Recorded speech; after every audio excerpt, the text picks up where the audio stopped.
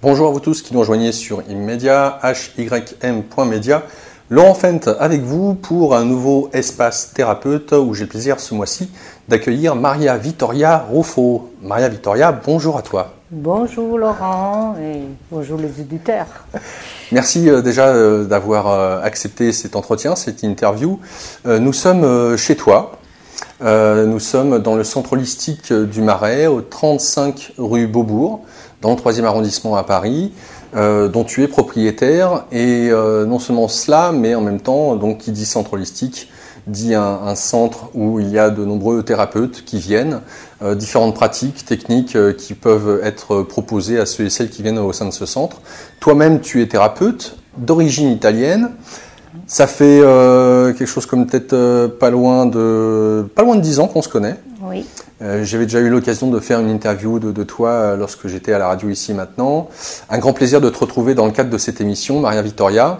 Petite parenthèse pour tous ceux et celles qui désirent en savoir plus alors que nous allons élaborer cette interview, Maria Vittoria et moi. Je vous invite à aller sur son site internet www.nouvelleracine.fr, Nouvelle Racine au pluriel, et vous mettez un trait d'union, le trait d'union de la touche 6 de votre clavier, ce qui vous donne nouvelle au pluriel, racine au pluriel.fr. Maria Vittoria, donc, alors déjà on peut dire que tu es une femme de caractère. Il en faut, Oui. parce que quand on est en Italie, dans la campagne italienne, parmi les traditions déjà d'une part, on va voir judéo-chrétiennes qui sont très fortes, et puis c'est les vignes, les vignobles.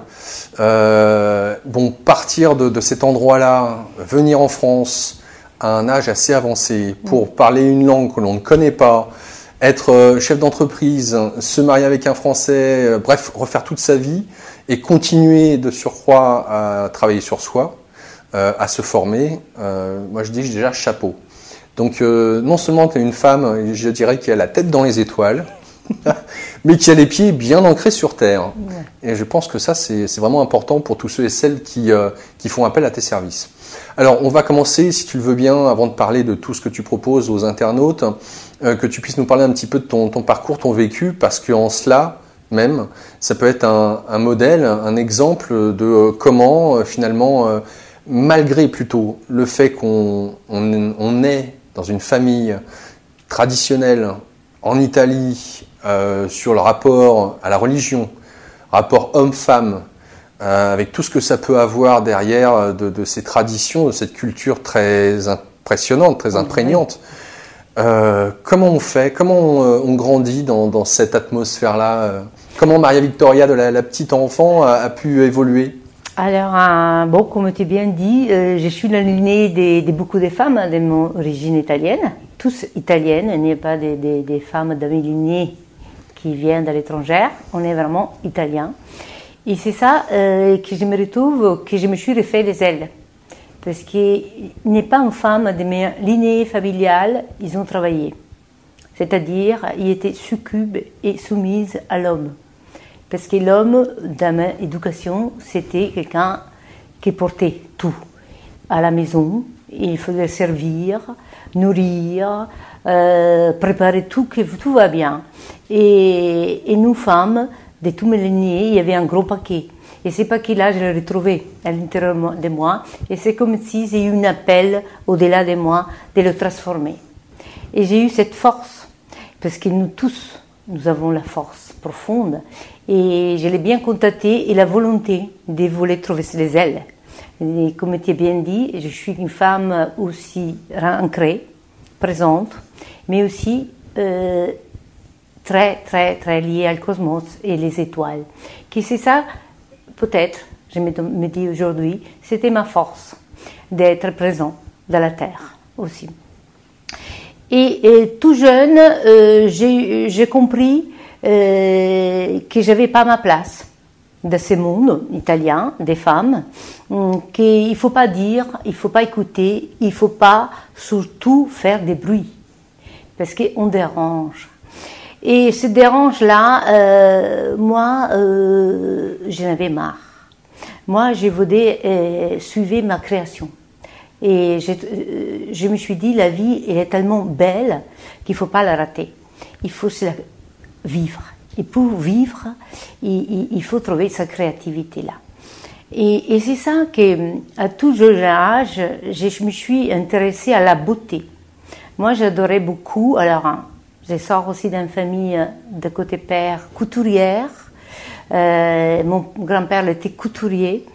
Et quel qu'il est le tissu, quel qu'il est la beauté, je me souviens, elle disait ma mère, hein, c'est lui qui allait chercher les draps pour changer les nouveaux draps de lits ou les rideaux, parce qu'il avait ce côté féminin très développé. Et ça m'a permis à m'approcher à la beauté esthétique au niveau de la mode. Tout ce qui faisait part des développements extérieurs, j'étais attirée.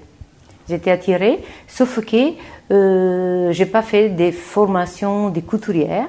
Je me suis formée sous l'esthétique.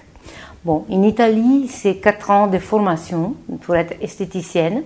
J'ai fait l'esthétique et j'ai ouvert mon centre d'esthétique. Tout cela, j'ai touché aussi, avant d'ouvrir les centres, j'ai capté l'invisible et la matière, parce que j'ai perdu mon papa. Mais vraiment, avant d'ouvrir le cabinet. Quel âge tu avais? J'avais 21 ans. Il est mort soudain. Mais moi, j'avais déjà capté quelques jours avant, c'est invisible qu'il était en train de partir. Je ne sais pas. Là, il n'y avait parce pas qu'il est mort de quoi? Infarctus. Infarctus. À la nuit. Ouais. Et en effet, bon, il était un homme chrétien, éduqué catholiquement, mais aussi un homme artiste de son monde. Il était géomètre. Et il travaillait beaucoup sur la symbolique pour quand il faisait les fondations des maisons et les préparait avec des symboles. Déjà, sur les fondations, il mettait des symboles sacrés. Pour ce qu'il disait, la maison, ce n'est pas l'importance de la structure, c'est comment on accueille cette structure. Les fondations. Oui, et la fondation. Et c'est vrai que j'ai eu un père visionnaire, et peut-être que j'ai hérité aussi ses côtés visionnaires, mais c'était aussi un homme italien, bien servi de la femme. Alors, justement, voilà. Quelle était la place de la religion alors je dis la religion ou de la spiritualité, parce que tu nous parles déjà de ton rapport à la nature, oui, au beau, que tu avais cette connexion-là déjà très tôt, ce qui t'a orienté, en plus de ta famille, vers l'attrait de ce qui était beau, l'esthétisme, avec la couture, de baigner dans ce climat-là, c'est une chose. Maintenant, la place de la religion, ou comment s'était vécue cette spiritualité au sein de la famille et pour toi à ce moment-là? Par rapport à la beauté, bon, la religion, c'était quelque chose d'extérieur. C'est comme une coutume extérieure. Et en effet, alors, moi, je suis sortie de tout ça, mais à l'époque, quand j'allais à l'église, moi, il m'a mis les sœurs, et l'éducation, il était hyper rigide. Et moi, je disais, c'est Dieu, il est tellement dur avec l'homme, comme l'homme est dur avec l'homme. Moi, je ne serais pas dans la prière, de la religion. Je m'échapperais de tout ce monde-là. Parce que j'ai trouvé beaucoup de dureté. Dureté de l'époque. Hein. Maintenant, il y a eu une évolution, il y a eu beaucoup de choses que ça a découvert. Mais et j'ai compris aussi, très jeune, je crois que j'avais 5 ans, quand je faisais les maternelles, j'étais chez les sœurs, que mes parents, surtout ma mère, étaient soumises dans l'écoute de l'adulte, qui peut être les sœurs, qui l'écoute de l'enfant. Ne m'écoutait pas. Il ne m'écoutait pas le mal-être que je pouvais vivre dans la journée, parce qu'il était, elle, même dans une prison des croyances. Oui. Et tout ça, jusqu'à que quand j'écoutais aussi un prêtre dans la messe, moi je sortais. Je m'évanouis, j'avais la tête qui tournait. Et parce que j'ai compris qu'il était, c'est-à-dire l'homme, m'écoute L'évêque, l'enfant coûte 100-200 degrés d'ouverture. Oui, les enfants ont ça, oui, cette ouverture. Oui. Mais la matière, mon corps, il était loin de ces savoirs-là. Il avait besoin d'expérience. Et ça, dans la religion, il ne parle pas. Il ne parle pas du corps. Del type de religion catholique, il ne parle pas. Il oublie le corps. Il parle des devoirs ou des pouvoirs qu'elle prête là, vers. Et tout cette grégor, je voulais m'en échapper. Parce que je n'ai souffert. J'ai souffert physiquement. J'ai eu une coupe avec mon féminilité. J'ai perdu mes règles pour 3 ans. Oui. J'ai perdu mes règles parce que tout, il ne faut pas dire, il ne faut pas parler, il ne faut pas... L'énergie vitale que chacun nous avons, peut-être, moi peut-être que je n'avais 200%, hein, plus que l'autre, qu'il y en a 50, parce que chacun a un niveau. Différent. Voilà. On le touffe, plus la fait l'envers. La crée un mal-être et une souffrance. Et j'ai compris que notre souffrance, ça vient de tout que la société m'a imprégné. Oui. Imprégné. Et moi, j'avais besoin, ces voies de justice, de vouloir être épanouie ici sur Terre. Hein.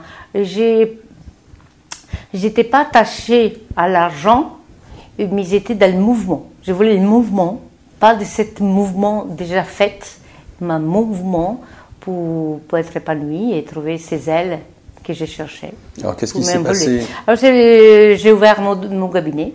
Voilà. J'ai ouvert mon cabinet d'esthétique et j'ai donné tout mon savoir à ces mesures de l'âge que j'avais, mais j'avais bien compris que j'avais aussi ce côté d'aider l'autre, de trouver aussi sa place. Comme je cherchais chez moi, je voulais offrir à l'autre. Réveille-toi. Je t'aide aussi toi-même. La lutte, on la fait ensemble, la transformation. Okay? Et en effet, il me disait les gens, tu fais un massage, mais si c'est pas pourquoi, les jours après, il y a beaucoup de choses dans ma vie qui changent, aussi extérieures. Mais parce que peut-être je mettais mouvement, un changement, une guérison de soi-même. Il était plus ouvert, de capter sa vraie nature. En tout cas, c'est les retours que tu avais quand tu faisais les soins esthétiques. Voilà. Et c'est vrai que ma vie, c'était je crois, les synchronicités. Okay? Et j'ai trouvé, après 2 ans, que j'avais soif de prendre autre chose, pas seulement l'esthétique, comme je l'avais appris, que j'ai travaillé déjà avec le biodynamique, des produits biodynamiques. J'ai travaillé déjà avec la biodynamique à l'époque. J'ai trouvé sur ma boîte à lettres des formations qui s'appelaient Rebirth, un travail des souffles. Alors, comme je répète, avec une grande force des mères italiennes, nourricières, et aussi ce carcan, ce blocage. Blocage, comme ça, et plus la mort de mon père qui était venu, elle était toute seule, on était 4 enfants, mais tout le monde avait sa famille, et moi j'étais encore pas mariée à l'époque, et j'étais vraiment encore prisonnière des sous-souffles, si tu veux. Ouais. Hein? Et culpabilité, toutes ces choses-là, et rebirth, renaître. J'ai fait la formation, je me suis inscrite et j'ai fait la formation de 3 ans du Rebirth. Qu'est-ce qui s'est passé dans cette formation? C'est passé que je découvre au fur et à mesure des nouveautés de moi-même. Déjà, je m'appelle Maria Vittoria parce que le 3e mois de gestation, mon grand-père couturier, il est mort, il s'appelait Vittorio.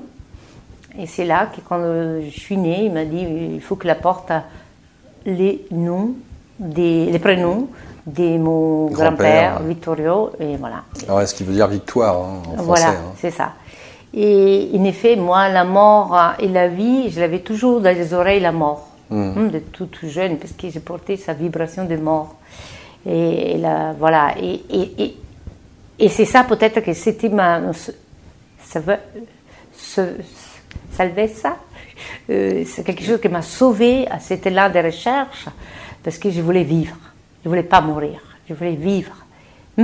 Mais cette force que j'ai mis plus pour vivre, à casser tous les autres croyances féminines, des féminins soumis. C'est ce que t'as permis le Rebirth? Oui, ça m'a permis à me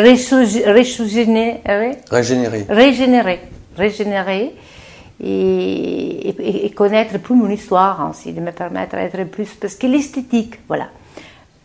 À l'époque, j'aimais beaucoup l'esthétique, c'est-à-dire déjà les soins des visages, la beauté, être toujours en forme, l'esthétique vraie pure, mais seulement ça j'ai compris que c'est froid. Il faut qu'il y ait une vibration, et cette vibration, c'est rentrer chez soi, à vivre chez soi. Et après, l'esthétique, c'est comme un tableau. D'abord, commencer par l'intérieur. Il y a l'âme qui vibre dans beauté. C'est pas l'envers. Ouais, tu vois, c'est pas l'extérieur qui vibre. Voilà. Et c'est ça que j'ai compris, que l'œuf, il faut qu'elle pousse dans l'intérieur, parce qu'elle sorte, elle pousse ça. C'est pas qu'on le crase. Ouais. Tu vois. Faut qu'il éclode d'abord de l'intérieur pour aller vers l'extérieur. Voilà. Et c'est là que ça m'a permis l'ouverture des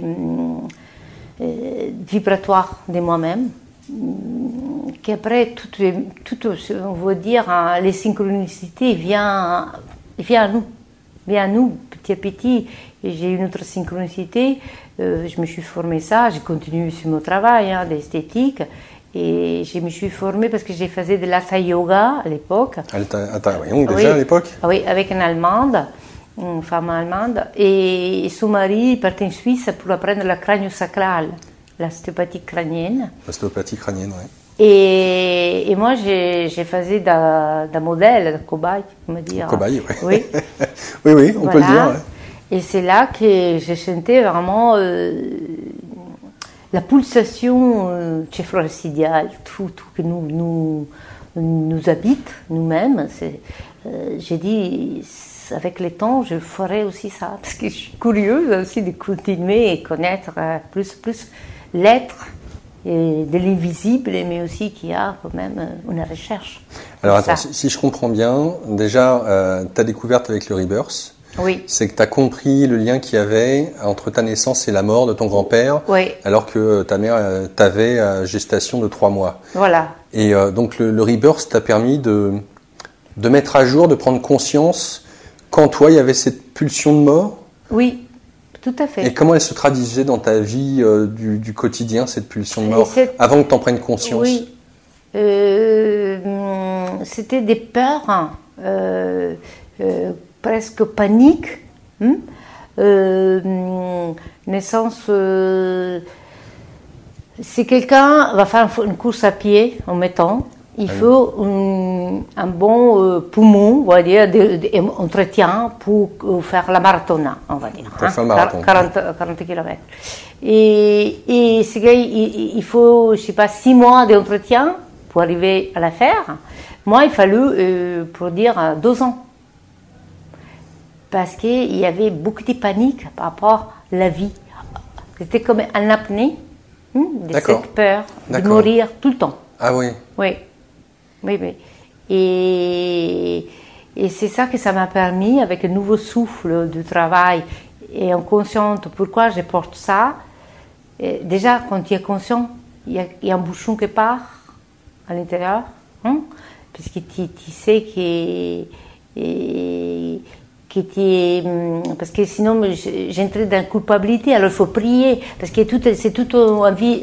Autour de la religion. Voilà, tu vois, je vais te dire, c'est mon problème, c'est ma faute, c'est ça. Mais quand tu as compris où il y a, et c'est parti, ces peurs-là, pourquoi il y a ces peurs bleues, on va dire, pourquoi il y a ça, j'ai commencé à travailler. Question concernant le Rebirth, est-ce que nous sommes nombreux? Parce que aujourd'hui, tu le proposes justement, c'est pour ça que je veux en parler en même temps. Parmi nous tous, est-ce que c'est régulier qu'il y ait des problèmes dans nos vies de tous les jours à accueillir la vie, dû au fait de, je sais pas, soit une gestation difficile, soit un jumeau dans le ventre de la mère qui part sans forcément en avoir conscience, soit un accouchement douloureux avec les forceps ou le cordon ombilical, etc.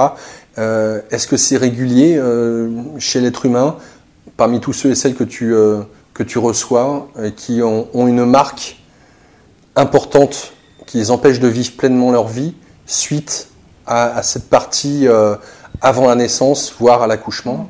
Bien sûr, oui, parce que la naissance, c'est les bébés quand on naît, et c'est la première chose qui passe, c'est un portail, oui. C'est le portail du monde extérieur. Hein. Et là, c'est aussi, c'est vite, il y a une histoire après, pour l'adulte qui vient. C'est long, l'accouchement aussi. C'est-à-dire, c'est vécu là, qui peut être vite, peut être long. L'accouchement peut être compliqué. Oui, c'est vrai. Ça fait une empreinte. Ça fait une empreinte. Oui, ça fait une empreinte sur l'être humain. Parmi tous ceux que tu reçois, parce que oui, bien sûr. Je dis pour tous ceux et celles qui nous suivent, donc tu proposes du rebalancing, de l'équilibrage crânio-sacré, de la réflexologie plantaire, du Chinai Tsang, du massage métamorphique, du wolfing, enfin bon, ce qui est du rebalancing, et du drainage lymphatique. Donc il y a beaucoup de choses, oui. Et tout est lié au corps, et ça c'est sans parler de la méditation que tu proposes régulièrement en lien avec les chakras. Si donc j'ai énuméré tous ces différents outils que tu as dans ta boîte, c'est surtout pour que tu puisses nous dire si parmi tous ceux et celles que tu reçois, est-ce que c'est régulier que tu arrives à dénicher un trauma, une empreinte qui est liée à l'accouchement, voire à la grossesse. Est-ce que c'est souvent ou pas? Souvent, oui. Sur 10 personnes, admettons? Oui. Combien sur 10 personnes? Combien 10 personnes en moyenne, hein? Ça dépend de la technique que je travaille. J'ai fait l'ostéopathie, le drainage. Déjà avec l'ostéopathie crânienne, si je fais 10 personnes avec l'ostéopathie crânienne, je capte, on va dire, 8 personnes. Qui a eu un... 8 sur 10? Ouais. Parce que, alors là, ça aussi, c'est intéressant, c'est-à-dire que le rebirth, tu le proposes, encore faut-il... Peut-être aussi avant, oui, la gestation, pendant la gestation. Parce que c'est ça... En effet, voilà, j'ai fait l'autre jour, j'ai fait une femme, une fois, elle m'a envoyé quelqu'un, l'ostéopathie crânienne, quand j'étais sur l'écoute du crâne, sur la respiration primordiale du crâne, là, j'ai compris que la deuxième vertèbre cervicale, bon, j'ai dit 6e mois de gestation, elle était tout pliée avec les épaules aussi, elle était tout comme ça. En effet, elle m'a dit qu'il y a eu un gros problème, elle avait ce problème-là, jusqu'à la naissance, elle était pliée, très mal mise pendant la gestation, qui emprunte toute sa vie, et les moments de stress, des passages qu'il a fait, et en effet, elle était enceinte, elle, à 40 ans, elle était 7 mois de bébé, elle est venue avant de coucher, elle voulait faire une séance, oui. Et moi, je capte ça. Elle m'a dit, écoute, parce que là, je vais vers l'accouchement de mon petit, et moi, j'entre, la honte, c'est inconsciemment, le corps, il va où il a connu, tu vois, sa position fétale. C'est comme, elle cherche. C'est comme s'il y avait une transmission. Une force, voilà, cherche une force qui va au bout de soi-même, tu vois. Et là, il y a nous. Et si tu es à l'écoute, là, c'est le moment, il faut le libérer. Tu vois. Alors, c'est ce qui est très intéressant. Ce que tu es en train de nous dire, c'est que déjà, ceux qui viennent te voir peuvent demander une séance de rebirth. Ça, c'est une chose. Mais à travers l'équilibrage crânio-sacré, donc le crânio-sacré, donc c'est tout ce qui a trait à l'ostéopathie crânienne. Tu peux être à même de savoir s'il y a un lien avec cette pratique, cette technique, s'il y a un lien, un blocage énergétique dû à sa propre grossesse, gestation. Sa gestation, pardon. C'est plus le terme. Sa propre gestation. Et on est le résultat d'un fœtus de gestation et naissance. On est un résultat là, ici et maintenant. Mais des moments des passages de la vie, c'est comme si on revisite un accouchement de nous-mêmes pour créer quelque chose de nouveau. Et s'il y a ces blocages tout le temps, Et quand nous, comme j'ai dit, je vais faire la marathon, j'ai tout le cœur et je veux le faire d'ici 6 mois. L'autre, en 3 mois, elle va le faire. Ouais. Moi, j'ai tout le cœur cette mémoire-là. Ces blocages sénaux de peur de la mort, je ne vais pas à la marathon. Ça te demande plus d'efforts que la plupart des gens. Oui, je ne vais pas d'ici 6 mois. Tant que ce nœud n'est pas enlevé. Les moments que je libère, je suis l'être que je peux aller. Et plus, je gagne de la confiance en moi. C'est quand même énorme. 8 personnes sur 10 ont Ouais. eu une gestation difficile Oui. avant ou pendant l'accouchement. Tout à quoi. fait. C'est quand même assez énorme. Donc on peut imaginer tous les blocages que cela peut générer. Tout à fait. Donc cette cliente qui était venue te voir, elle-même enceinte, Oui. en faisant cette séance, tu lui as permis d'avoir Ah un oui. accouchement Tout pour à son fait. enfant qui était facilité. Oui. Alors qu'elle n'aurait peut-être pas eu justement un accouchement facile suite à cette mémoire de sa propre Déjà, gestation. ça a libéré elle-même Oui. et elle a libéré le fœtus. Ça évite de transmettre Ah oui, transmettre pas un le nœud blocage. énergétique. Tout à fait, un nœud énergétique. Alors pour revenir à ton parcours, donc tu disais que tu avais continué la formation avec notamment justement l'ostéopathie crânienne. Oui. Pourquoi avoir choisi cette pratique, cette technique? Pourquoi ça, déjà, j'aimais beaucoup les massages, comme je répète. Je sors On d'un voit bien, famille ouais. qui ont oublié le corps. Et ma recherche, c'était habiter son corps. Et pour habiter son corps, il faut aussi le toucher. Il faut le comprendre, il faut le connaître. Et déjà à l'intérieur, mais aussi il faut le vivre et l'expérimenter. Et c'est vrai que l'expérience, je devais la faire moi-même. Je ne peux pas non plus transmettre quelque chose que je n'ai pas expérimenté ou que j'ai seulement appris avec une formation. Les techniques, on peut prendre 10 000 techniques, mais si nous n'avons pas expérimenté, il n'y a pas la maîtrise de notre corps et de l'écoute.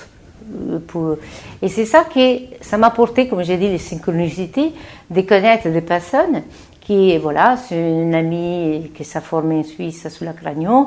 Ça c'était génial. Je sentais vraiment comment on va en profondeur et comment se transforme. C'est génial comment on transforme nous-mêmes avec une séance d'écoute comme ça. Et ça m'a porté à me former après. Et l'autre, que c'était rebalancing, c'est un massage profond. Rebalancing, c'est un massage profond. C'est un massage profond, mais c'est aussi toujours pour faire de l'espace dans la profondeur. Ça travaille surtout la musculature profonde, c'est lié aux os. Et les os, notre os, c'est le primo chakra, c'est notre structure. C'est vrai. Voilà. Ouais. Et tous les tendons qui lient à les os pour bouger notre pantin profond, Ouais, ouais. s'ils ne sont pas arriérés, s'ils ne sont pas en mouvement, ils ne peuvent pas jouer ensemble. Et ça, le rebalancing, c'est un travail aussi d'émotionnel. Souffle, émotion et massage profond, où les corps, les restreintes, Oui, restreint. Et puis restreint, là, il n'y a pas d'énergie, il n'y a pas de vie, il faut qu'il se longe, se respire, tu vois. Et là, notre corps, il y a des codes. Je suis convaincue, je n'ai pas lu, mais je sens. Et je ressens sous moi. Et ces codes-là, aussi l'homme, s'il ne va pas les comprendre intellectuellement, il va les vivre. il est assujetti à ces empreintes dont tu parlais. Voilà. Mais sans le savoir, c'est inconscient. Oui. Donc en fait, ton travail, c'est de libérer, d'amener à la conscience. Est-ce que la personne qui vient te voir et qui fait par exemple une séance de rebalancing, donc de ce massage profond,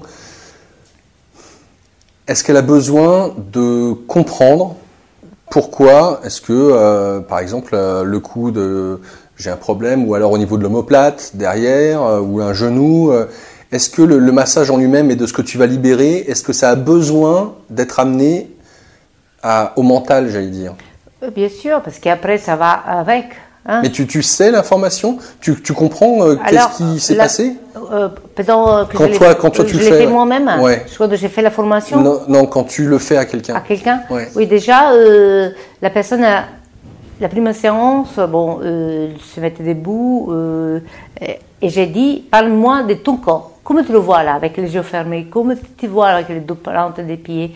On monte jusqu'aux épaules et la tête. Alors toujours, il y a un décalage, ou la droite, à gauche, ou qui plie en avant, plie en arrière.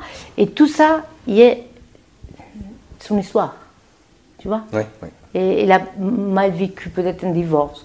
Et il a mal vécu, je ne sais pas, un deuil, des choses comme ça. Et il y a un côté du corps qu'il n'a pas voulu le vivre jusqu'au bout de son être. D'accord. Tu vois, c'est comme une pièce.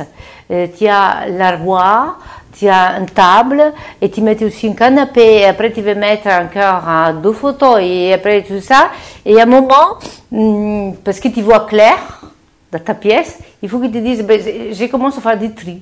Je vais sortir les 2 canapés là. Et c'est la même chose avec le rebalancing.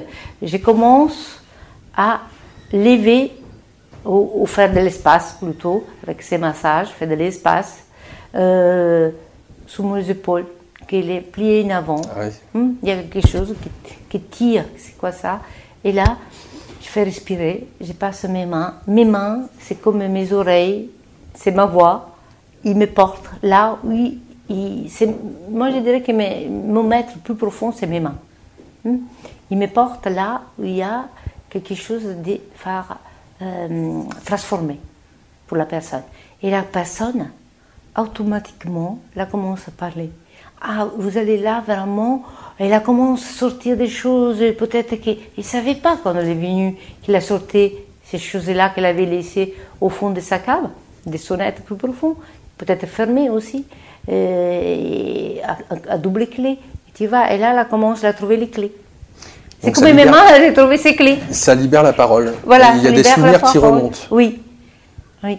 D'accord. Et moi, je trouve que c'est ça aussi, c'est ma passion, c'est aider les gens.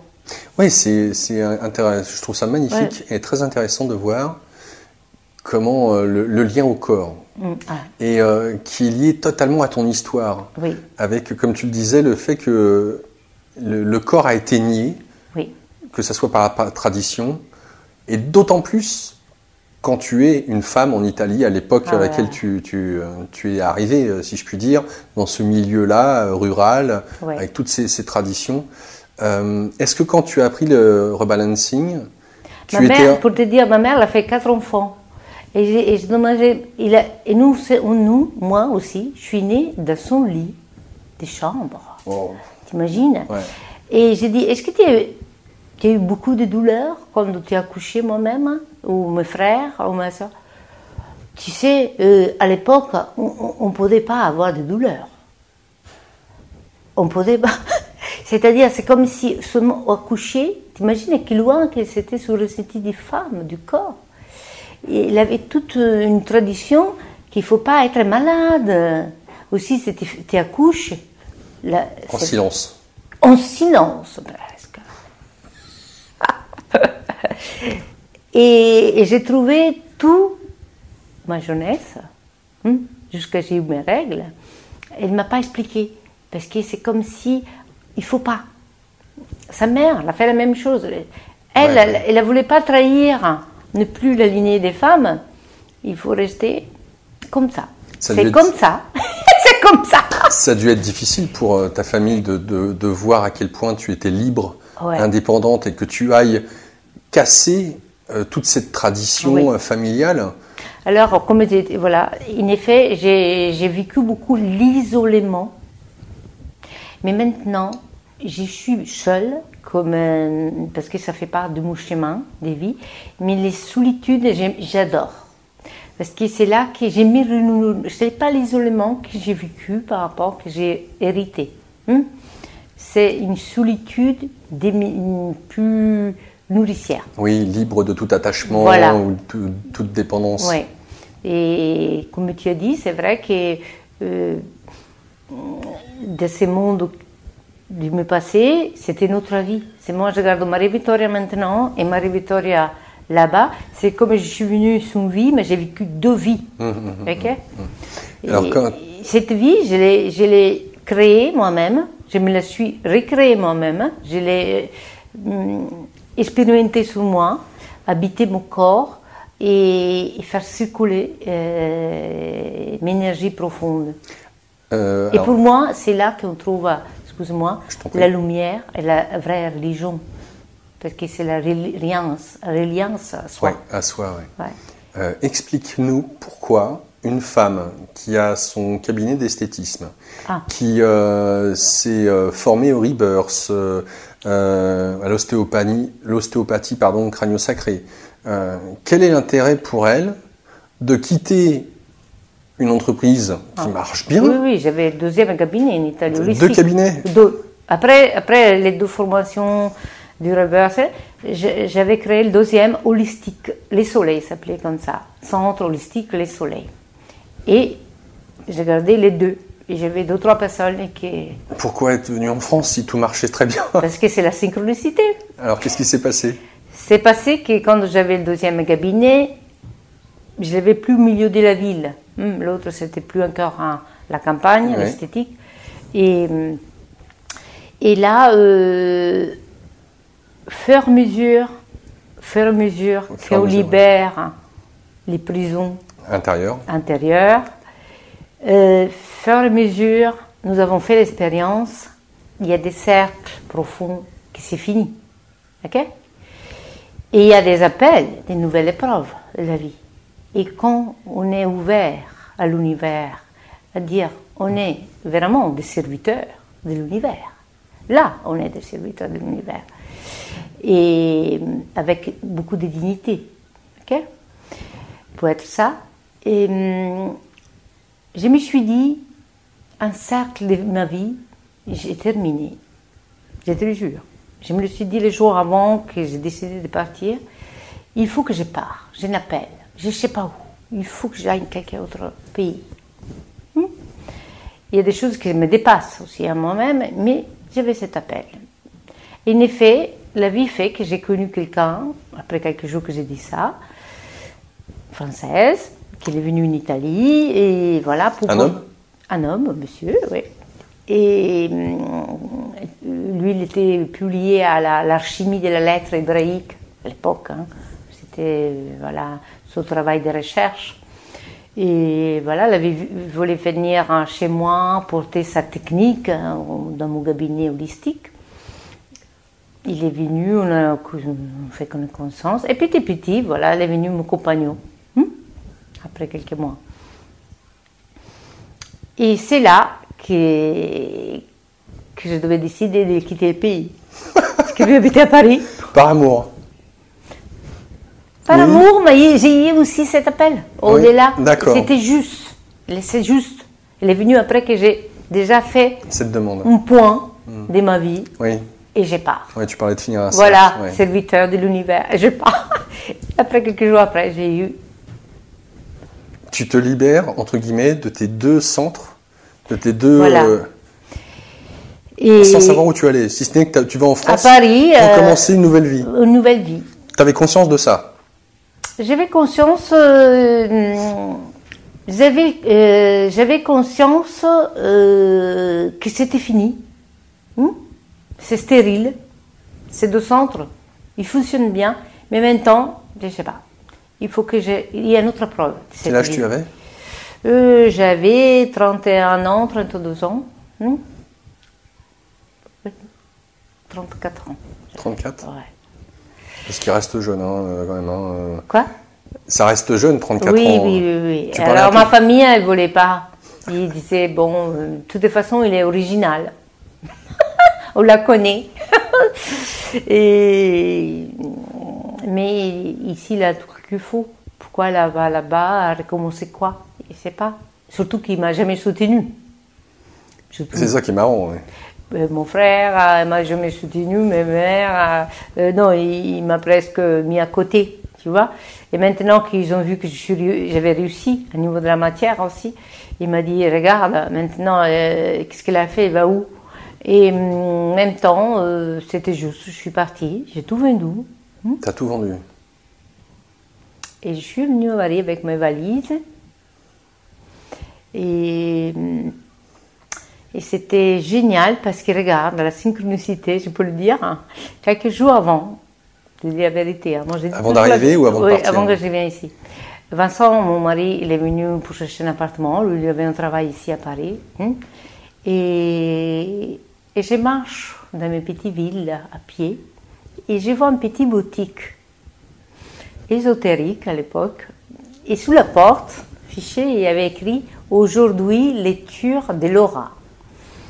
Bon, je sonne à la porte. Il m'a dit « Si vous voulez, tout de suite, j'ai de la place ». Il m'a enregistré, il y avait une petite cassette, une voyante, qui lisait Laura. Elle m'a dit, vous allez vivre en France, parce que c'est karmique. C'est comme s'il y a reconnaissance. Reconnaissance, reconnexion. Il faut que vous allez là-bas. Je dis, écoute, j'ai les valises prêtes. Je vais parce que cette voyante-là, elle était en Italie. Non, je connais. Oui. Ah, d'accord. En Italie. Et il m'a dit, écoutez, c'est comme, voilà, il faut que vous allez là-bas. Là-bas, c'est un saut que vous faites dans les vides, mais vous êtes soutenu dans l'univers. Mais c'est ça que j'avais ressenti, moi. C'était juste. Et j'ai eu, tu vois, une épreuve de quelqu'un qui venait de Genève, en plus, elle n'était pas italienne, qui m'a fait, j'ai encore la cassette à la maison. Et toutes ces synchronicités, moi j'ai dit, on est serviteur de quelque chose qui nous soutient. On n'est pas tout seul. On n'est pas tout seul. Il y a quelque chose au-delà de nous qui nous soutient. Et ce n'était pas lié à l'éducation religieuse. C'est un ressenti que j'ai. Tu vois, c'est une conviction d'un ressenti profond. Et en effet, tout est venu. C'était juste. Moi, j'ai travaillé tout de suite. J'ai travaillé pour les Montessori, la pédagogie des... excellent. Centre là-bas. C'est là que j'ai créé mon centre Nouvelle Racine. Où ça?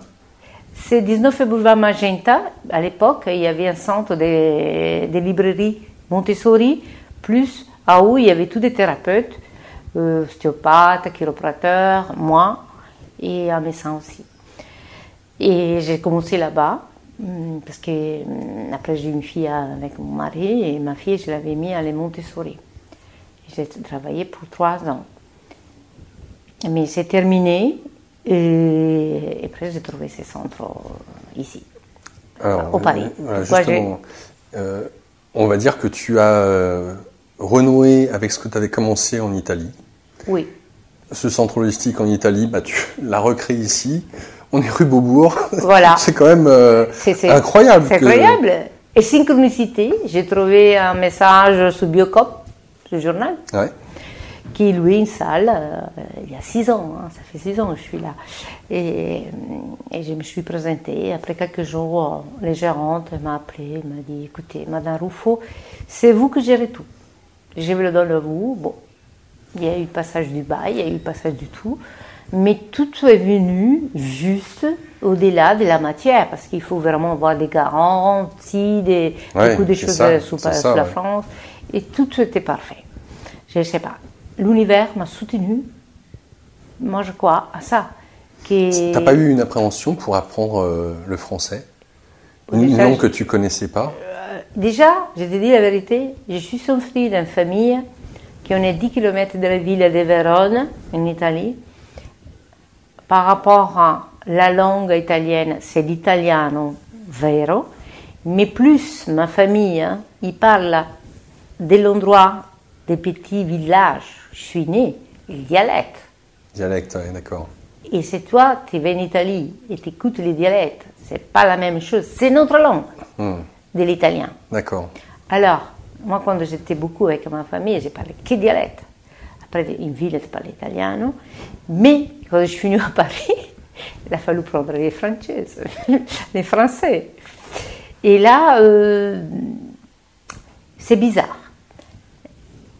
Bon, je parle encore pas parce que l'italien, ça fait par des modernes quand même. C'est encore l'accent. Bah oui, l'accent, je crois qu'elle va jamais mourir.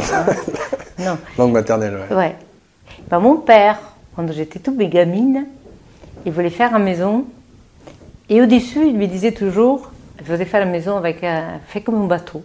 Et au-dessus, il me disait toujours, je mettrais un coq en fer. Un coq. Oui. C'est le signe de la France. Oui. Et moi, je me suis dit un jour que j'étais là, peut-être que j'ai pas eu une impression pour la langue française. Parce que peut-être, je sais pas, il y a eu quelque chose aussi, mon père, au fond de lui, regarde, les coqs, c'est pas italien. Oui. Elle veut les coques. Ouais, les c'est intéressant. coques Au-dessus de la maison. Ouais. de la maison. Et voilà, bon, c'est vrai que je n'ai pas eu une peur. Tu n'as pas eu d'appréhension, ouais. Ouais. Est-ce que tu peux nous expliquer qu'est-ce qui t'a poussé à continuer à avancer comme ça dans toutes ces formations? Parce que c'est comme si tu avais soif. J'avais soif de vérité. Parce que quand, par exemple, là, donc, on a abordé le rebirth, on a abordé le rebalancing, l'ostéopathie.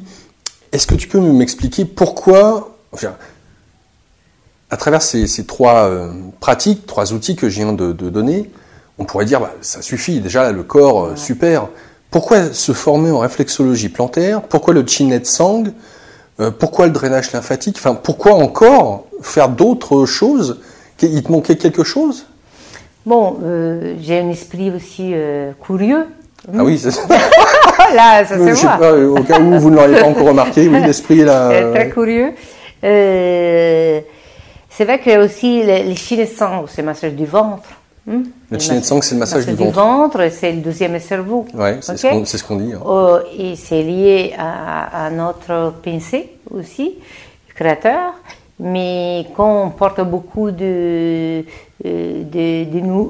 ventre noué, oui. d'angoisse, tu peux avoir des bonnes idées, mais après tu n'es pas assis. J'avais compris ça. Il y a beau, et peut-être moi-même aussi, à l'époque, quand je suis allée vers cette pratique pour libérer le chi, l'énergie vitale. Tout le monde dit le créateur, elle fait avec ses tripes. Ça sort du ventre, la création. Oui. Okay? Mais c'est parce que notre cerveau, il est drainé d'un bon chi, d'une belle énergie vitale. Il n'y a plus de fumée noire. Parce que aussi, les Chin Tsang, ça libère. Donc, qu'est-ce qui t'es en train de nous dire quoi? Que on peut pas avoir des idées claires si on n'a pas les intestins clairs, enfin libérés de oui, alors c'est lié, si tu veux, à l'enseignement taoïste, les Chin Tsang, c'est lié à l'unité des soi, à les cercles profonds, à l'émotion vécue et digérée de soi. C'était pas digéré, c'est pas seulement les aliments. Mais l'émotion, si ce n'était pas digéré, c'est fait comme un fumée sous l'organe, peut être la colère, tu vois. Et l'organe se va nourrir tout le temps avec ces fumées noires. Et après, ça dégage le cerveau. Ça fait une tâche. Ouais, je comprends. Quelque chose et le moment que tu ne l'as pas digéré, ces colères-là, il n'y a pas l'espace de créativité, notamment au niveau du mental. Une question qui m'interpelle là, qui me vient. Imaginons que je vienne te voir pour toute autre chose que le Chin Tsang, par exemple. Comment ça se passe? Parce que si tu nous dis, par exemple, que le Chin Tsang, c'est idéal pour dégager tout ce deuxième cerveau, cette sphère émotionnelle qui est le ventre, pour libérer et aérer un petit peu notre mental, peut-être que la personne, elle vient te voir, mais qu'elle n'a pas conscience que sa problématique est surtout basée sur toute la partie intestinale. Donc, est-ce que lors de l'entretien, est-ce que les personnes savent pourquoi elles viennent? Genre, exemple, je voudrais, s'il vous plaît, Madame Roffo, faire un rebirth, faire de l'ostéopathie crânio-sacrée, mais qu'en fait, c'est pas idéal pour elle, et que dans l'idéal, ça serait, par exemple, de faire une séance de Chin Tsang. Donc, comment est-ce que je peux formuler la question? Oui. Est-ce qu'il y a un entretien oral avec la personne? Est-ce que tu conseilles la personne vers telle technique, telle pratique, plutôt que telle autre? Parce que la personne, peut-être qu'elle ne sait pas ce qui est bon pour elle. Elle aura peut-être envie de ça, mais... Déjà, les gens, quand ils viennent vers moi, il y a quelqu'un qui a parlé de moi, et là, c'est une technique. Et sinon, peut-être qu'ils ne viennent pas aussi à mal-être, peut-être mal de dos, mal vraiment physique, tu vois, la douleur physique, et qui, avec une ostéopathie très douce que j'ai fait, ça va faire circuler la part congestionnée. Mais de là, on peut aller petit à petit, parce qu'il y a toujours un dialogue qui se va créer avec le client, le patient, comme tu peux le voir, et aussi comment on veut évoluer la personne. Parce qu'il y a des personnes qui veulent seulement que ça fait du bien, parce qu'il y a un blocage, il y a mal lombaire, ou les cervicales, ou il y a des migraines fortes, mais il ne veut pas aller au-delà. Et moi, je capte aussi, en parlant, la personne où il y a des résistances. Alors, où la personne est prête pour casser les murs, il faut les pousser un peu, alors, je peux donner des conseils. Les conseils, après, c'est l'autre qui décide. Ouais. C'est pas moi qui décide pour l'autre. Ok? Parce que moi, j'accepte la personne où il est. Ici et maintenant. Ouais. Où il est. Et après, je peux proposer, au cas où, s'il veut, quelque chose qui va durer plus le temps. Pour être plus ouvert au changement. Au changement. Voilà. Alors, c'est très intéressant parce que hors antenne, tu me parlais d'une de tes clientes. Alors, on va pas dire les noms. Hein, ce qu'on peut donner comme élément, c'est qu'elle est de la haute société, que son mari est un homme public connu dans le milieu des affaires, et que cette femme a suivi différentes séances, et ça pendant 1 an, régulièrement, on va dire ça comme ça. Et là aussi, on parlait de toi, de ton milieu familial, des codes, des structures assez enfermantes qu'il y avait, et qu'est-ce qu'il t'a fallu comme énergie pour casser ces codes. Cette femme s'est retrouvée dans la même situation, et ça lui a pris 1 an pour petit à petit s'ouvrir et accepter de se donner de l'amour, accepter de vivre pour elle et d'arrêter d'être dans ses codes. Et là, il y a une libération. Alors, ce qu'on peut peut-être dire, c'est que quand il y a une libération comme ça, la plupart des gens pourraient peut-être se dire « Ah, je vais me sentir plus léger après ». Sauf que des fois, de libérer, faire place nette, ça peut faire mal. Ah oui, beaucoup. Mais tu vois, ça c'est intéressant parce que je me suis toujours demandé c'est quoi la vraie intelligence de l'être humain. Parce que tout petite, les professeurs, l'ingénieur, les médecins. Et toi, tu n'as pas fait beaucoup des études, un peu, quand tu étais jeune, tu as encore commencé à vivre. Mais moi, je ne voyais pas la personne comme des titres, tu vois. Et sinon, si je le voyais comme ça, des fois, par rapport aux études, je ne suis pas là pour le jugement, mais je voyais les souffrances. Les souffrances, que peut-être parce qu'il est venu médecin, parce que ses parents, ils étaient honorés, et ils voulaient que son fils, il est médecin. Tu vois, je vais te dire. Et nous, on fait tout pour que tu viennes médecin, ou que tu viennes ingénieur, ou que moi, je n'ai pas mangé presque pour que tu es professeur. Et maintenant, ils sont, je ne sais pas quoi dire, ils sont pas nourris de soi-même, ils sont de la tristesse, de la souffrance, ils ramènent ce corps. De souffrance, oui. Voilà, comme un gabane, je ne sais pas quoi dire. Oui, on peut dire des poids. Oui, des poids, des manteaux, là, et droite, gauche, mange, bois, fait caca. Tu vois, je vais te dire... Un côté zombie, un peu. Et voilà. Et moi, je me suis dit, c'est la vraie intelligence, j'aime pas. Venir, parce que j'ai fait des grosses études, pour me porter mon corps, je préfère me connaître. Et, comme tu dis, cette femme-là, qui est maintenant, beaucoup de femmes comme ça, et qui sont de haute gamme, il y a un prix à payer. Est-ce que ta vraie intelligence, il est porté à payer ces prix?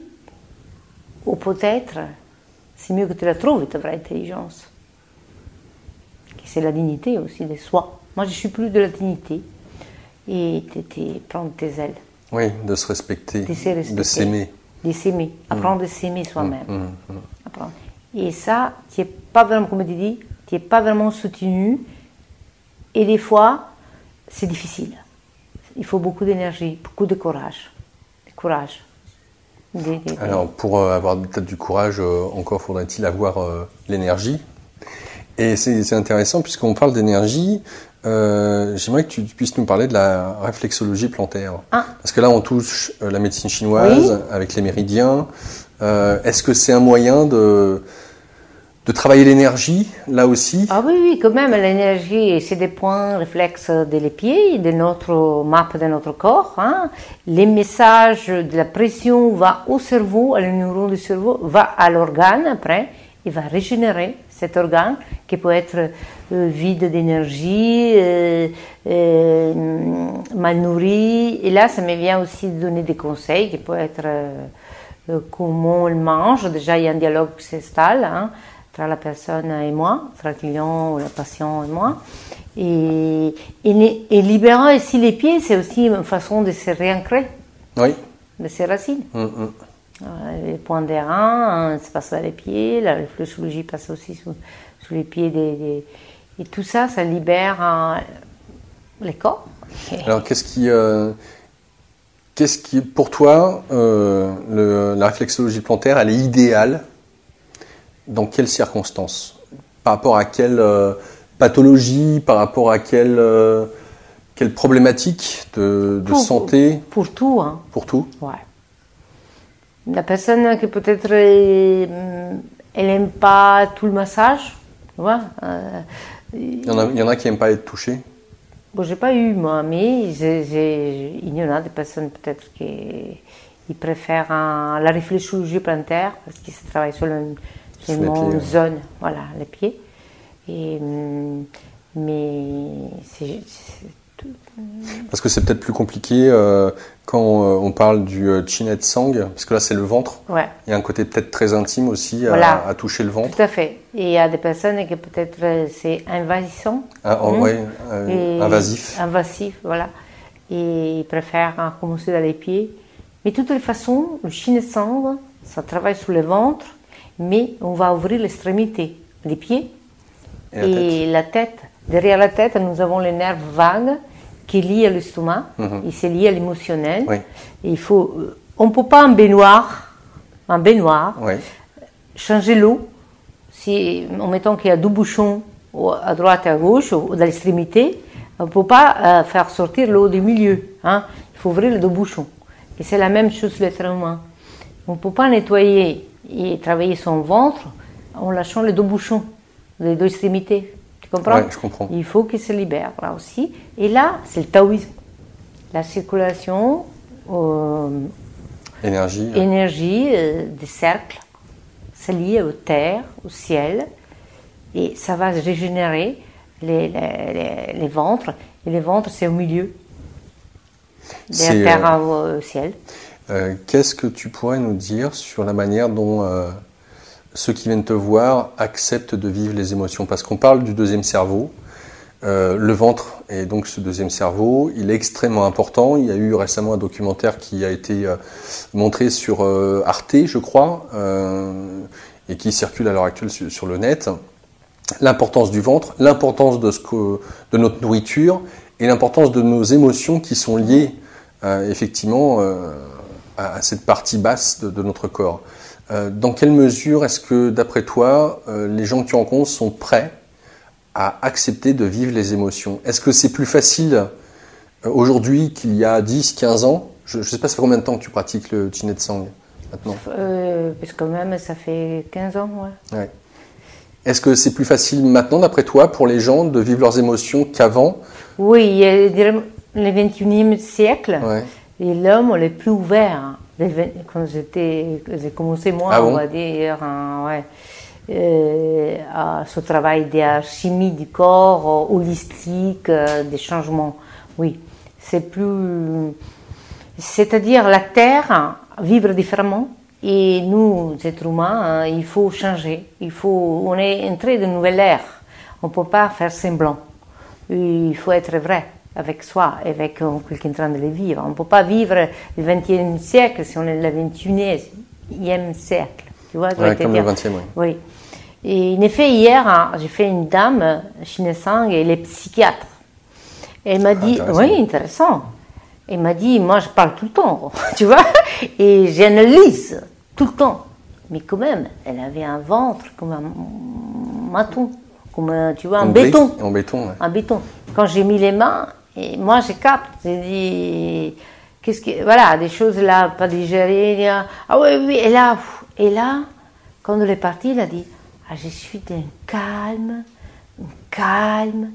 Je ne sais pas que j'ai vécu, mais elle a touché notre sphère d'elle-même, tu vois. Mais c'est pas grave. Des jours après, les corps se auto-régénèrent. C'est la loi de l'homéostasie, la loi de la transformation. Elle va toucher où il y a toute la toxine pour que les corps se transforment tout seuls. Et c'est magique, notre corps. Est-ce qu'il n'y a pas des fois des personnes qui, suite à des séances que tu leur proposes, t'appellent au téléphone en disant Maria Victoria, non mais là ça va pas du tout, depuis que vous m'avez massé, c'est pire, j'arrête pas de pleurer, j'ai beaucoup de colère. Est-ce qu'il peut arriver suite à un massage un excédent émotionnel? Oui, tout à fait. C'est vécu des choses. Ça, c'était parce que je pratique aussi le massage métamorphique. On allait dire. Ouais. Et ça, c'est un massage que c'est fait sous les pieds, les mains et la tête. C'est là par rapport à la gestation, avant aussi, la préconception, gestation et naissance. Et c'est-à-dire, ça touche les 4 corps subtils, les moments de la gestation. Et j'ai une femme, ça fait 10 jours, qui l'a vu, là ça fait un cycle, parce qu'on fait les 9 mois de gestation et la naissance. C'est 10 séances, oui, c'est un peu plus long. Oui, là, c'est vraiment un processus là. Ah oui, en profondeur. Oui, profondeur. Et je me souviens qu'on était le 3e, 4e mois de gestation. Alors, moi, comme j'ai dit, mon maître, c'est les mains. D'abord, c'est comme des antennes. Ça m'arrive à dire les mots. Ça, je ne l'ai pas appris à l'école. Ça, c'est quelque chose que j'ai. Naturellement, tous nous avons des dons. Ouais. Plusieurs. C'est super, il faut les vivre. Il faut les dire oui à les dons aussi. Hein. Et là, j'ai dit, ça se passait quelque chose entre votre gestation et la gestation de votre frère. Là, il y a eu quelque chose. Mais ce n'est pas moi qui je vais vous le dire, c'est votre mère. Elle est entrée chez elle et elle a dit à sa mère, mais écoute maman, qu'est-ce qui s'est passé avant que tu m'aies conçu par rapport à mon frère? Sa mère elle commence à trembler, elle commence à pleurer. 38 ans, sa dame, hein, pas jeune. 10 ans de psychanalyse. 10 ans qu'elle va avoir une psychanalyse. Et tout le temps collée sa mère. Il n'y a pas une vie, ni une ni l'autre. Et moi, je ne savais pas toute cette histoire-là. Et elle commence à trembler, sa mère, dis-moi maman, maintenant dis la vérité. Il faut que je le sache, parce que la dame, elle m'a demandé. Et là, pratiquement, elle a eu, elle et son frère, elle a eu un amant. Oui, un amant. Entre elle et son frère, elle a eu un amant. Elle a conçu quelqu'un, un fœtus, elle a eu, voilà. Il y a eu une fausse couche avant? Non. Qu'est-ce qu'elle a fait? Elle ne voulait pas dire à son mari qu'elle a eu une histoire avec quelqu'un, c'était pas important. Ah non, mais à l'époque... Elle a fait un avortement volontaire. D'accord. Et ces moments-là, elle s'est sentie tellement coupable de toutes son affaire. Ouais. Et elle a changé sa religion, elle a pris notre religion, elle s'est sentie, voilà, il faut que je me nettoie, il me pardonne, mais elle a fait toute cette histoire-là. Elle n'a pas parlé avec son mari. Elle n'a pas parlé avec son mari. Non, elle n'a pas parlé. Elle n'a rien dit. Et elle a tout mis à... Et qu'est-ce qu'elle a? Tout de suite, elle est tombée enceinte d'elle. Elle a 38 ans, elle n'a pas envie. Elle est tout le temps avec sa religion de sa mère, où va sa mère va elle, et sa mère la tire, parce que c'est lien. Il crée un lien très fort, tu vois. Et c'est venu le moment de les couper ces liens-là. Il n'est pas créateur, tu vois, on va nulle part avec ça. Et là, ça a tout fondu. sa mère, elle est venue, la fois après, elle arrive à elle, elle m'a dit, vous avez fait, comment vous avez trouvé ça? Quoi? Je ne me souviens plus, moi, que j'avais dit ça. Et ma mère l'a tout sorti la vérité. Alors, à la maison, c'est la cata. Oui, c'est la catastrophe. Parce que après, il a fallu parler à mon papa, parce que ma mère Il n'avait jamais dit? Son père a fini les urgences. Oui, parce que, si vous voulez, il a coupé ses liens forts. Lui, il était la victime de toute une histoire. Ce n'est pas l'amour. C'est quoi ça? Et là vient l'amour. C'est l'acceptation et le pardon. Ok? C'est passé 38 ans. Ils sont encore ensemble. Ça veut dire qu'il y a de l'amour au fond. Mais il y a aussi, il ne peut pas... C'est non-dit, garder ses non-dits. Voilà. Et après, je me souviens que sa mère, après une semaine, elle est venue me voir. Pour faire une séance? Non, non, parce que c'était pas juste qu'elle vient faire des séances avec moi. Ah. Par rapport à... Moi, j'étais en train de traiter sa fille. Oui. Ça mélange. Ah, d'accord. Elle était voir... Moi, je l'ai conseillé de voir quelqu'un d'autre. Tu peux pas faire plusieurs personnes de la même famille? Non, c'est pas concilié. D'accord. Non. Tout dépend des Voilà. relations ou des interactions. Oui. Ouais. Et c'était juste qu'elle était voir quelqu'un d'autre, mais elle a voulu me connaître. Parce que me dire, c'était chaud. C'était chaud, mais elle m'a remercié à la fin. Parce que sa libération, sa fille, elle a tout compris. Tu vois, ses mémoires inconscientes, psychanalyse, disons, ils sortaient nulle part. C'était le corps parlait quand même, tu vois. Elle savait qu'il avait un truc, qu'elle comprenait pas. Et c'était logé où, cette mémoire-là, elle était logée où dans cette cliente? C'était que quand elle était le deuxième mois de la gestation d'elle, que j'ai fait le métamorphique, j'ai capté que ces moments-là, sa mère, elle a tout changé sa vie. Elle a pris une religion, alors parce que déjà elle était enceinte, elle était contente parce que comme ça elle avait caché le truc de l'avortement de mois avant, tu vois, elle était contente qu'elle était enceinte de son mari. Mais maintenant, elle avait à digérer tout le truc avant, elle a mis dans la religion et c'était ce moment-là. Le deuxième mois de gestation, sa mère, elle a eu un changement.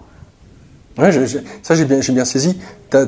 Tu as capté cette mémoire-là dans les pieds, le ventre ou la tête? Les pieds. Ah, les pieds. Les pieds, et puis Et tu vois, c'est les racines. Les racines, oui. C'est les racines. Couper ces troncs, ces racines qui sont néfastes, qui ne sont pas bonnes, qu'est-ce qui te ramène? Tu vois, je te dis, elle n'était pas libre non plus de choisir sa religion. Elle aussi, elle a porté un paquet. Est-ce que tu peux nous dire, parce que je sais par expérience que tu pratiques régulièrement le massage métamorphique. Ouais. Est-ce que c'est pour toi c'est un petit peu l'outil qui est une sorte de synthèse de tout ce que tu as eu l'occasion d'aborder ou pas? Comment tu le vois, cette technique? Je le vois en chirurgie pour le nouvel siècle, parce que c'est tellement fin mais profond. Fin, c'est pas envahissant. Oui, c'est subtil. C'est subtil, mais c'est vrai qu'il faut être prêt. C'est subtil, il faut être prêt à découvrir aussi des choses qui sont profondément au niveau cellulaire, un peu mis à part, voilà, il faut être prêt pour les vivre.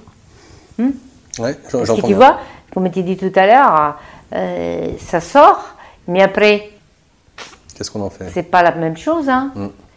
Il faut faire le courage, parce qu'il y a des choses qui traversent. J'aimerais que tu puisses nous parler du drainage lymphatique. Ah ouais. Alors, qu'est-ce que le circuit lymphatique dans le corps? Déjà, un b.a.-ba pour tous ceux et celles qui ne connaissent pas. La lymphe. Qu'est-ce que la lymphe? La lymphe, pour moi, c'est la lymphe. Regarde la lymphe. C'est la nourriture de l'être, la lymphe. C'est une circulation passive, si tu veux, dans les corps. C'est pas comme la circulation veineuse. Ça va à l'envers. La circulation veineuse, c'est la pompe, c'est le cœur, et va sous l'artère, sous les capillaires, sous les veines, jusqu'à la périphérie. La lymphe, c'est l'envers. Ça part d'en bas, il monte. Mais c'est passif. Elle n'a pas comme des pompes. C'est-à-dire c'est le mouvement qui fait bouger la lymphe. Notre mouvement. D'accord. Aussi la marche à pied, le mouvement, ça draine, pompe la lymphe. Alors il y a des stations sur notre corps, c'est comme des haricots verts, on va dire tout petit, et c'est la station principale, ça se trouve là, la veine thoracique et les doutes thoraciques. Oui, c'est pour ça qu'on est malade, on a les ganglions ici. Voilà, ça gonfle. Ouais. En effet, le drainage lymphatique, la première station, c'est comme si dire des trains qui arrivent, il faut l'ouvrir là, dans les coups et derrière. Alors, si je fais une petite parenthèse, excuse-moi Maria Vittoria, le circuit lymphatique, la lymphe, ça fait écho justement aux lymphocytes. Donc c'est tout le système immunitaire qui est produit par ces fameuses glandes dont tu parles et qui va nous défendre. Oui. Cette lymphe, c'est aussi le circuit par lequel toutes nos toxines sortent, sont éliminées. Oui. Donc c'est intéressant de voir que non seulement tout notre système immunitaire est créé dans ce circuit lymphocyte, lymphatique, mais en même temps, tous nos déchets issus du corps circulent à travers ce circuit. Et tu nous dis quelque chose de très important, c'est que ce circuit est mis en mouvement uniquement par notre propre mouvement du corps. Voilà. Donc si on ne bouge pas, c'est sûr que pour nettoyer les déchets et favoriser notre système immunitaire, c'est extrêmement difficile. Voilà. Alors, dans quelle mesure est-ce que ce circuit peut se boucher? Alors, j'ai peut-être répondu entre guillemets à cette question, mais qu'est-ce qui favorise le fait que ce circuit s'encrasse? Bon, déjà avec une alimentation chargée de beaucoup de sel, des aliments frits, voilà, lourds, on va dire. Ouais. Après, bon, il y a aussi une génétique. Oui. Hein, okay. Le manque de mouvement. Le mouvement, la pensée aussi. La pensée. Oui, la pensée lourde, hein, grasse. ça stagne. Un mental, d'accord, qui alourdit, oui. Et mouvement, voilà. Alors, dans quelle mesure est-ce que tu proposes... Quel est l'intérêt de faire un massage, un drainage, pardon, pas un massage, un drainage lymphatique? Bon, c'est faire des pompes pour drainer et nettoyer tous les ganglions, les vider et faire circuler la lymphe. Et la personne, quand même, ça va renforcer le système immunitaire, déjà, beaucoup, énormément, et va se régénérer. Après, tu mets tes mouvements, la loi de l'homéostasie, la loi de la régénération, de l'auto-régénération du corps. Et la personne, elle a dit, je me sens... ma peau a changé aussi. Ah. La surface de la peau, elle est lisse, tu vois, s'il y a des jambes très lourdes, beaucoup de cellulite, parce que c'est toxique, hein, la cellulite, c'est pas esthétique, après c'est l'esthétique, mais c'est toxique pour la circulation lymphatique et veineuse aussi. Là, ça dégage tous ces noyaux, hein, et les veines aussi, hein, Alors, est-ce que c'est un message qui est profond? Enfin, un message, excusez-moi. Un massage. Un massage. Oui, c'est profond. C'est profond. Long, très long. C'est un massage, quand je l'avais pris, c'est tout un travail de flexibilité des poignets. En effet, j'ai fait, notre prof, en effet, c'est tout un travail avec les coussins, mouvements comme ça. Et je me suis inscrite, je suis arrivée au piano. 3 ans, j'ai fait du piano pour soupler. Assouplir tes poignets. Assouplir mes poignets. Les ganglions sont à la gorge, ils sont sous les aisselles. Sous les aisselles, sous l'aine. L'aine. Oui. Derrière la fosse poplitée. Derrière les genoux. Oui. Au fond là. Derrière les chevilles. Oui. Au niveau des chevilles, on en a. Des petits, oui. Ah d'accord. Oui. Tu nous dis que c'est un massage donc qui est puissant, qui est en profondeur. Très léger, mais léger. Oui, il ne faut pas faire fort. Parce que c'est comme si tu veux être agressive, il y a un strabasse, on va dire, de la lymphe, et c'est pas bon. Il faut la canaliser, la lymphe. Et tu pars du bas et tu remontes? D'abord d'en haut. Ah, on part d'en haut. C'est l'inverse. Ah, d'accord, ok. C'est l'inverse. Il faut ouvrir les stations en haut pour porter la lymphe à un morceau du corps, hein, pour faire l'évacuer. On peut faire passer dans les stations et après se mettre en mouvement et drainage. Dans quelle mesure est-ce que il est intéressant de faire un drainage lymphatique? Dans quelle mesure est-ce que tu le recommandes? À quel moment peut-être de nos vies il est intéressant de... Les personnes qui sont très très fatiguées, ouais. Les personnes qui ont beaucoup d'œdème. D'œdème, ok. Les personnes qui sont aussi beaucoup de l'émotionnel. Ah bon? Parce que l'émotion gonfle. Ah oui, tu vois, exact. Dire. Ah ouais. Et voilà, cela aide à évacuer l'émotionnel. On peut pleurer aussi avec un drainage lymphatique. Est-ce qu'il y a des périodes, par exemple, je pense, est-ce qu'il est intéressant d'après toi de faire un drainage lymphatique peut-être plus à l'automne, au printemps? Oui, est-ce oui, qu'il y a des changement périodes, de saison. Changement de saison. Oui. Après, c'est bien aussi pour les femmes enceintes. Ah. Ouais, parce qu'il y a aussi les deux ganglions, là, ils sont les veines qui passent pour les lymphatiques. Au niveau du bassin. Ouais. Au niveau du bassin, voilà, c'est moins drainé quand il y a une gestation de bébé. Là, c'est bien. Faire un drainage lymphatique, c'est très très bien l'automne hein, pour renforcer le système immunitaire. Pour passer pour l'hiver, pour le coup. Une séance dure combien de temps? 1 heure. D'accord. 1h15 aussi. Moi, je l'ai fait complet. Je sais qu'il y a des gens qui font un morceau, selon les jambes, selon les... Non, moi, je ne sais pas. Moi, c'est une harmonie. Il faut que je le fasse tout. Tout en entier. Oui. 1h15. J'aimerais qu'on aborde la dernière partie de cette émission, la méditation. Est-ce que tu fais régulièrement des séances de groupe? Pourquoi je suis venue à la méditation aussi? Pourquoi? Ah, vas-y, dis-nous. Oui. Parce que tout le travail que j'ai appris des soins, j'ai compris qu'on est en phase de méditation. Ok? Mais personne ne m'a expliqué dans ma vie c'est quoi la méditation. Et plus elle est comme vide, plus on est canal, plus l'énergie fluide, moi comme praticien sur la personne, et plus je suis transparent pour l'autre aussi. Et c'est l'état méditatif. Mais il faut le comprendre, on a des états aussi de compréhension, de comprendre pourquoi. Je suis arrivée à la méditation parce que mon corps, qui avait beaucoup d'énergie, j'avais du mal à rester bloqué sous le crâne pour écouter les mouvements, la respiration primordiale, du rythme céphalorachidal du crâne, tu vois, et toutes les sutures qui vont avec. Et j'avais tout mon corps qui bouillonnait, tu vois, l'idée. Et j'ai connu des méditations, qu'à l'époque, j'ai fait beaucoup, j'ai pratiqué beaucoup, ça s'appelle les méditations en mouvement. Et j'ai participé à des groupes de méditation en Italie. Et j'ai commencé avec un médecin, déjà. Une fois par mois, il faisait 5 types de méditation. C'était un médecin homéopathe aussi, italien, que je remercie beaucoup. J'ai fait beaucoup de chamanisme avec lui. Il travaille sous la force du pensée, avec des flèches. On cassait des flèches dans la gorge. J'ai fait beaucoup de travail sous la force du pensée. Et après, il a porté à la méditation. Mais toujours, ça passe par le corps. Avec moi, ce n'est pas des méditations comme ça. Ouais. Okay?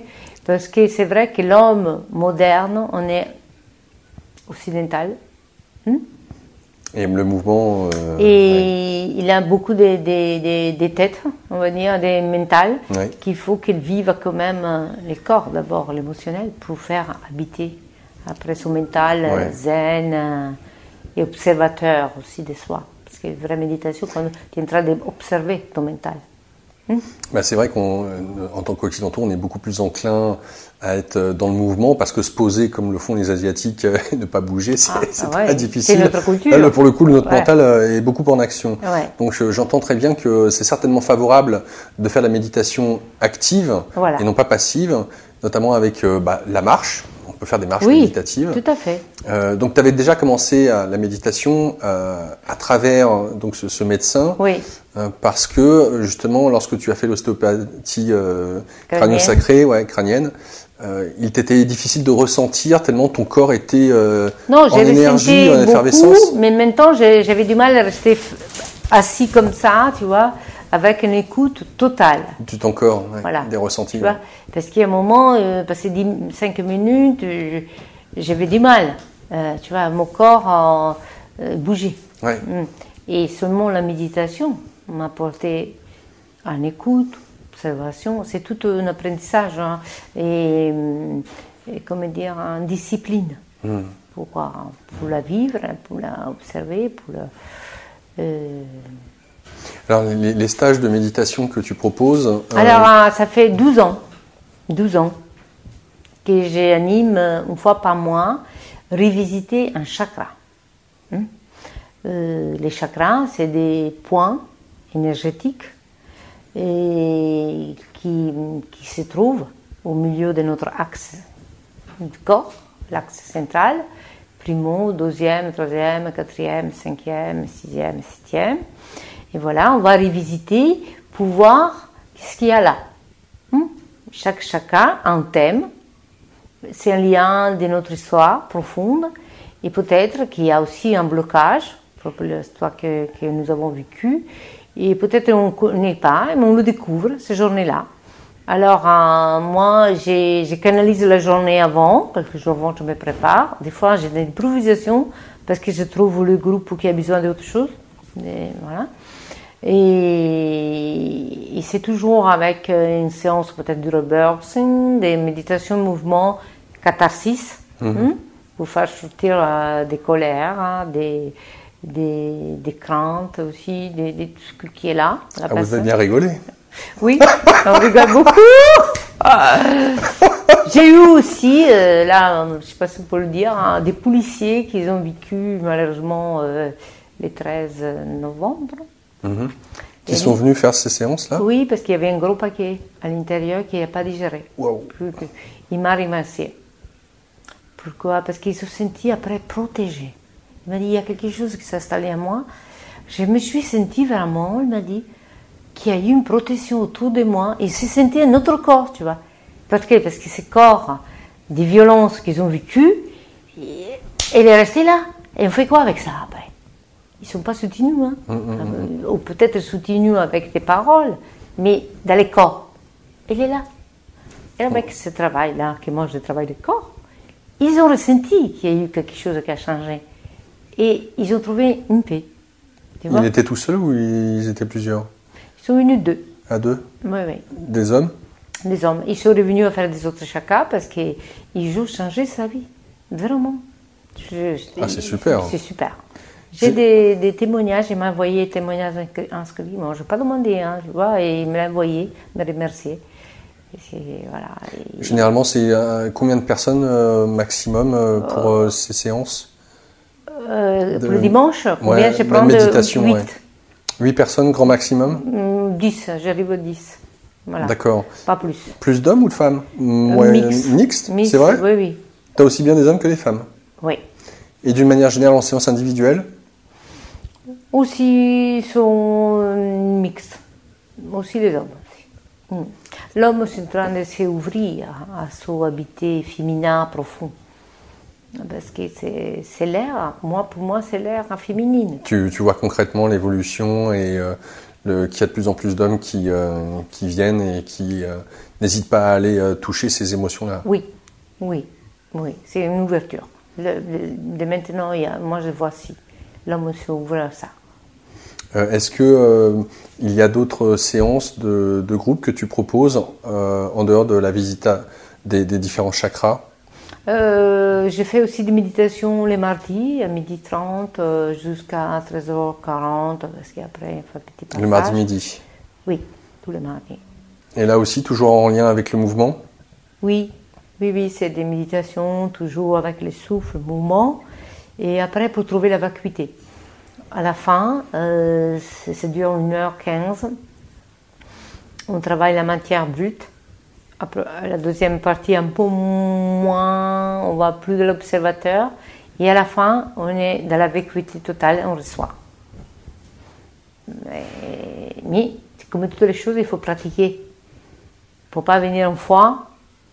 Bon, déjà, avec une fois, on ressent. Il faut continuer, c'est comme la salle de sport. Tu ne peux pas dire, moi, je veux voir des super corps avec des bons muscles. quand tu vas une fois chaque 2 mois. C'est pas possible. Ouais, je comprends. Et Ouais. c'est aussi par rapport à la méditation, plus on expérimente, plus ça fait part de notre vie. C'est comme si nous n'avons plus besoin de aussi pratiquer l'exercice, parce qu'il vient tout seul, la méditation. On est en état méditatif, d'observation, Et de canalisation, de transparence. neutre aussi, transparence. On arrive à la fin de cette émission. Est-ce que tu souhaiterais dire quelque chose, ce que tu veux, peut-être que je n'ai pas abordé avec toi ou je t'ai pas posé de questions. Est-ce qu'il y a quelque chose qui t'interpellerait ou que tu aimerais faire passer auprès des internautes? Bon, moi, ce que je voudrais faire passer, moi je me sens incarnée sur cette terre, sur cette vie, pour aider l'être humain. Et je sens que je suis disponible et le soutenir, l'être qui veut être sous sa vraie force profonde, de se réaccoucher soi-même. Je suis une accoucheuse, voilà, de les personnes. Et je l'ai fait avec le cœur, avec tout ce que j'ai jusque-là, maintenant. Je suis prête à servir l'homme et l'être humain ici sur Terre, sous service. Et voilà. J'ai une dernière question. On a parlé des adultes, on a parlé des hommes et des femmes, on n'a pas parlé des enfants. Oui. À travers ce que tu proposes, est-ce qu'il est possible que tu reçoives des enfants? Et généralement, quand tu les reçois, est-ce qu'il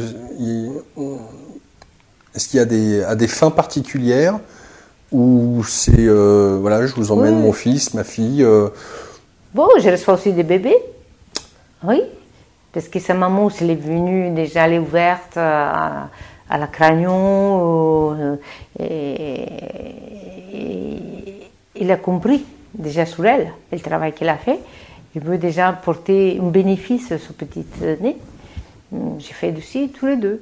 Un moment de détachement, parce qu'après que la femme a tenu son bébé, qu'elle a accouché, elle l'a mis à l'extérieur à la vie, il y a aussi un changement. Ouais. Et voilà, j'ai fait les deux aussi. J'ai fait des séances. Après, j'ai fait aussi des enfants hyperactifs. La métamorphose. C'est vrai? Oui, parce qu'il y a toujours des mémoires par rapport à sa vie entre-entérine. D'accord. Ah, intéressant là pour le coup. Est-ce qu'il y a des contre-indications? Non. Je te donne des exemples comme ça, tu me dis si dans quelle mesure est-ce que le travail que tu proposes est intéressant pour des personnes atteintes de pathologies lourdes, cancer, Alzheimer, ou d'autres, Parkinson, je pense notamment, parce que là on touche le corps, et que l'on ait un suivi médical avec des thérapies qui peuvent être très lourdes pour le corps, radiothérapie et autres. Dans quelle mesure est-ce que tu penses que ton travail peut aider dans ces différentes pathologies ou par rapport à ces différentes pathologies? Mon travail, c'est tellement subtil, Oui. Et bienveillant aussi. Moi, je me sens bienveillante la personne. Bienveillante. Après qu'il apprend des traitements lourds par rapport à sa pathologie, si la personne elle est prête, on peut aller et elle peut parler, parce que c'est toujours un résultat, c'est le symptôme, on va voir qu'est-ce qu'il y a eu derrière pour être arrivé à ça.